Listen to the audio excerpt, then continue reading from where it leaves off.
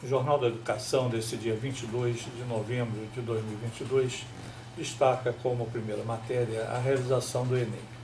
O Exame Nacional de Ensino Médio terminou a segunda etapa desse final de semana que passou, com a participação de alunos aptos, naturalmente, para o ingresso no ensino superior. Esse exame desse ano teve características um pouco diferentes, existiam poucas questões no banco de dados, banco de matérias e questões, mas foi realizado sem maiores anormalidades. Nós não tivemos notícias de falhas no sistema e, de uma maneira geral, sempre a abstenção, a falta tem sido significativamente comum em todos os exames, mas temos aí pelo menos o cumprimento das duas etapas na versão presencial e na versão virtual. Maior tendência na versão presencial. Haverá uma segunda chamada, em termos assim, no mês de dezembro, porque alguns não puderam fazer as provas por questões de Covid e outras enfermidades, mas o Ministério da Educação vai realizar em dezembro, através do INEP, uma nova oportunidade. Algumas instituições usam o Enem como acesso ao ensino superior, mas não são todas, isso é facultativo, e ele é pensado, inclusive, por algumas universidades estaduais, especialmente São Paulo, a utilização de outros critérios sem utilizar o Enem. Mas vamos ver isso dentro dos próximos anos, como vai se comportar essa nova política do Enem, considerando principalmente o novo ensino médio que já está sendo implantado em todas as instituições. A segunda matéria no cenário internacional, o ministro da Educação e os ministros dos países que formam o Mercosul e alguns países convidados realizaram uma reunião para discutir projetos de integração. Ainda na nossa América Latina é muito difícil essa integração, porque nós temos sistemas que não se falam muito e um aproveitamento de estudos, dos saberes de um país para o outro torna-se um processo extremamente longo, caro e sem ser certeza de aproveitamento, como acontece especialmente na Europa. Mas vale sempre, as reuniões acontecem regularmente, mas resultados positivos foram, por enquanto, poucos, porque a gente tem cada país com a sua regulamentação, com a sua legislação, que não se fala com outro país, e toda a revalidação de diplomas feitos no exterior é muito difícil, especialmente no Brasil. No âmbito do Conselho Nacional de Educação, que já está em funcionamento, embora sem reunião ainda, mas foram editadas duas resoluções.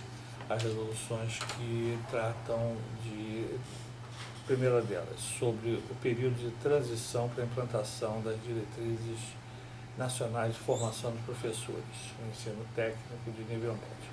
E o segundo, sobre os cursos de pós-graduação estrito sensu.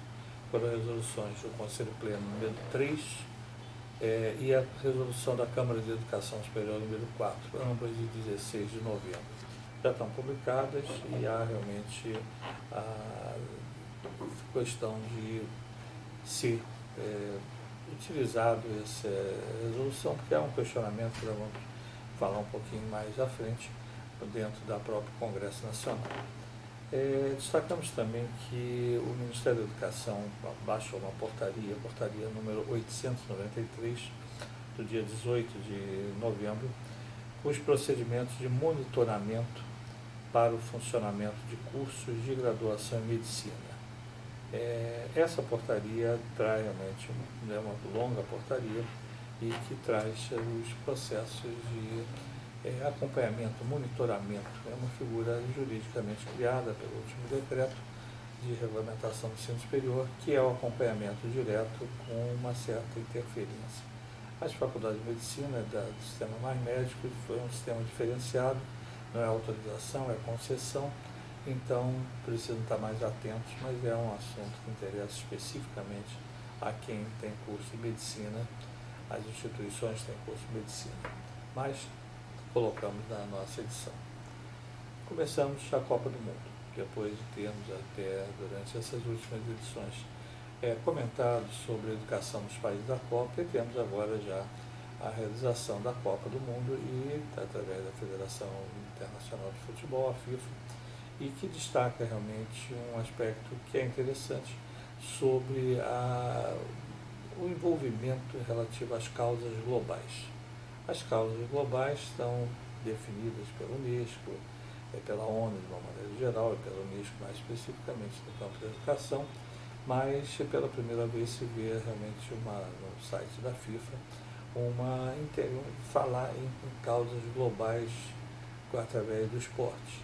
Mas é interessante, é uma iniciativa interessante, nós estamos destacando aqui o link para essa matéria que foi inserida no site da Federação de Futebol. Vamos torcer que o Brasil avance, vá bem e chegue até a conquistar a taça, mas é uma tarefa ainda longa, porque temos aí outros países com boas perspectivas também. Falamos há pouco na aprovação pelo Conselho Nacional de Educação de uma resolução, que era um parecer, foi homologado pelo ministro e veio a resolução, mas a Comissão de Educação da Câmara dos Deputados já questionou, realizou sessão, convidou especialistas e pede modificações no Conselho, não só modificações da resolução, que foi o mote principal da reunião, mas também modificações na composição do Conselho. Há um questionamento político, mas não jurídico, juridicamente está correto, todos os conselheiros foram nomeados, empossados. Acho difícil haver uma revogação dessas nomeações, seria uma aberração, porque foram todas feitas dentro de uma legalidade, mas nós não temos nenhuma certeza absoluta do que vai acontecer pela frente. O que nós temos certeza é que ocorreu essa reunião na semana passada na Câmara, os especialistas pedem veementemente a revogação das nomeações e pedem a modificação da resolução, que foi a resolução que versa sobre as diretrizes curriculares nacionais, mas veremos aí pela frente. Entre as entidades, nós vamos destacar nessa edição a Associação Brasileira de TV Universitária.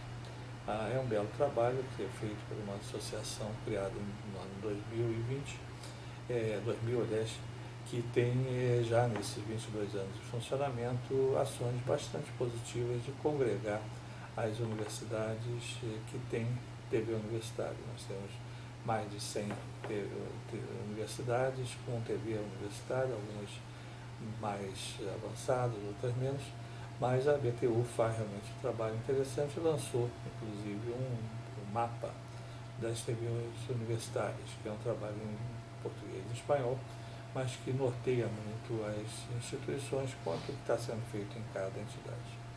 A última matéria relativa ao Instituto de Pesquisa e Administração da Educação é informar que está sendo lançado agora em dezembro uma nova cartilha dos direitos e deveres na educação.